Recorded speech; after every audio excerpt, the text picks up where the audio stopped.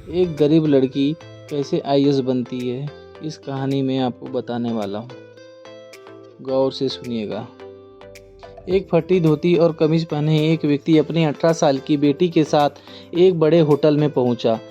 उन दोनों की कुर्सी पर बैठा देखकर एक वेटर उनके सामने 2 गिलास ठंडे पानी के रखता है और पूछा, आपके लिए क्या लाना है साहब? उस व्यक्ति ने कहा, मेरी बेटी को मैंने वादा किया था कि यदि तुम कक्षा 12वीं की परीक्षा में जिले में प्रथम आओगी तो मैं तुम्हें शहर के सबसे बड़े होटल में एक डोसा खिलाऊंगा।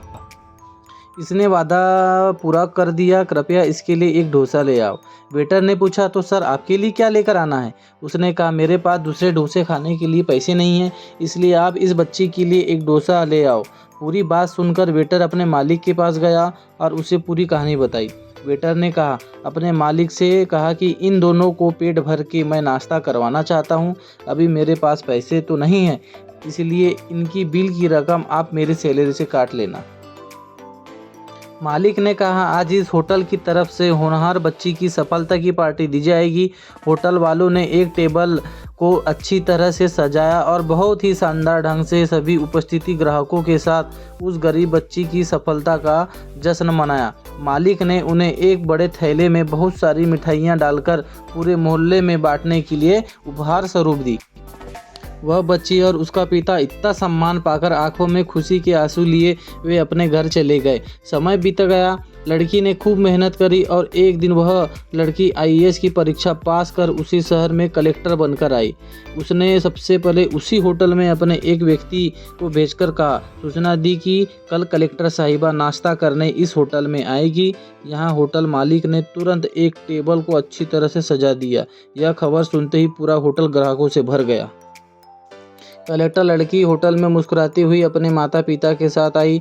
सभी उसके सम्मान में खड़े हो गए। होटल के मालिक ने गुलदस्ता भेंट किया और ऑर्डर के लिए निवेदन किया। उस लड़की ने खड़े होकर होटल मालिक और उस वेटर के आगे नतमस्तक होकर कहा, शायद आप लोगों ने मुझे पहचाना नहीं।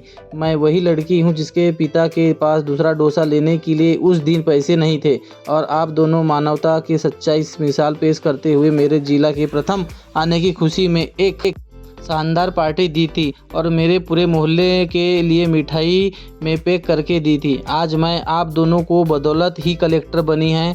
आप दोनों का एहसान मैं सदैव याद रखूंगी। आज यह पार्टी मेरी तरफ से है और उपस्थिति सभी ग्राहकों और पूरे होटल स्टाफ का बिल मैं दूंगी। कल आप दोनों को श्रेष्ठ नागरिक का सम्मान एक नागरिक मंच पर दिया जाएगा। कलेक्टर साहिबा की यह बात सुनकर पूरा होटल तालियों से गूंजने लगा। शिक्षा, किसी भी गरीब को गरीब का मजाक बनाने का बजाय उसकी प्रतिभा का सम्मान करे ताकि वह और आगे बढ़ सके और अपने समाज की नई दिशा दे और उसे आगे बढ़ाए। आशा करती हूँ कि यह कहानी आपको काफ़ी पसंद आई होगी। अगर आपको कहानी पसंद आई है तो आप इसे लाइक करें, शेयर करें और रोज़ाना कहानी सुनने के लिए हमारे YouTube चैनल को सब्सक्राइब करें। धन्यवाद।